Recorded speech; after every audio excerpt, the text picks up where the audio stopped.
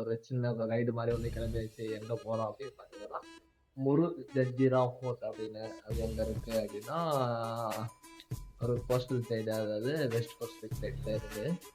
இங்கேருந்து புனேலேருந்து ஒரு சுமார் ஒரு 120 கிலோமீட்டர். இப்போ என்னன்னா, ஆல்ரெடி நான் இனிஷியலா சீக்கிரமே கிளம்பி போயிட்டு பார்த்துட்டு வேற எங்கேயாவது போகலாம் அப்படிங்கிற பிளான்ல தான் இருந்தேன். இப்போ மணியை பார்த்தீங்கன்னா, மணி 11 ஆயிடுச்சு. காலையில் 11 மணி. இனிமே எந்திரிச்சு போகணுமான்னு யோசிச்சப்பதான் ஓகே, இந்த சைடு சன்செட் தானே நல்லா இருக்கும். மேபி அதுவும் அந்த கோஸ்டல் சைடில் இருக்கிறதுனால மேபி அது நல்லா இருக்கும் அப்படிங்கிறதுனால கிளம்பிட்டேன். யார் யாரா போறீங்கன்னா நான் மட்டும்தான். பாருங்க, வீடியோ நல்லா இருக்குன்னு நினைக்கிறேன். பார்த்துட்டு சொல்லுங்க.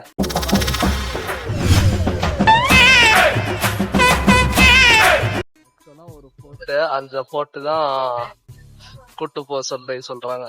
கூட்டு போறதா சொல்றாங்க.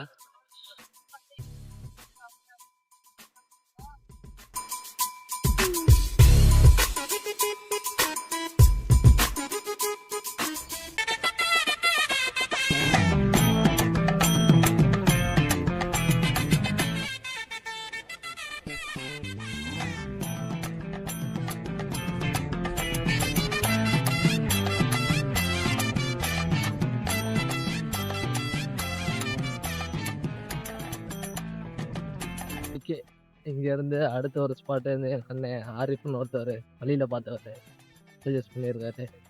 மேபி அந்த ரோடு எல்லாம் நல்லா இருக்குன்னு சொல்லியிருக்காங்க. அண்ணன் இருக்கேன், பார்க்கலாம். அங்கே போகலாமா இல்லை வீட்டுக்கு போகிறேன்னான்னு தெரில. இன்னைக்கு ரைடு நான் ஸ்டார்ட் பண்ணதே ரொம்ப லேட்டு. 11 o'clock தான் ஸ்டார்ட் பண்ணேன். அது எனக்கு தெரில, அது ஒரு மாதிரி டபுள் மைண்டடாகவே இருந்துச்சு. போகலாமா வேண்டாமா, போகலாமா வேண்டாம். இல்லைனா ஒரு 6 மணிக்கெலாம் ஸ்டார்ட் பண்ணியிருந்தா நல்லா இருந்துருவோம். ஆனால் வெயில் பட்டைய கிளப்புது.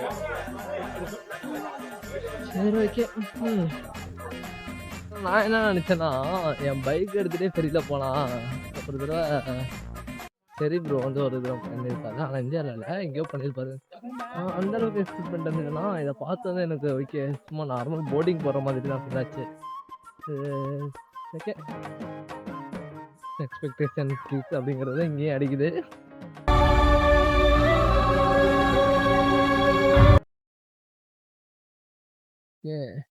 வெயில் மட்டும் இல்லைன்னா பயங்கரமாக இருக்கும். வெயில் இல்லைன்னா நமக்கு அப்படிதான் அடிக்குது.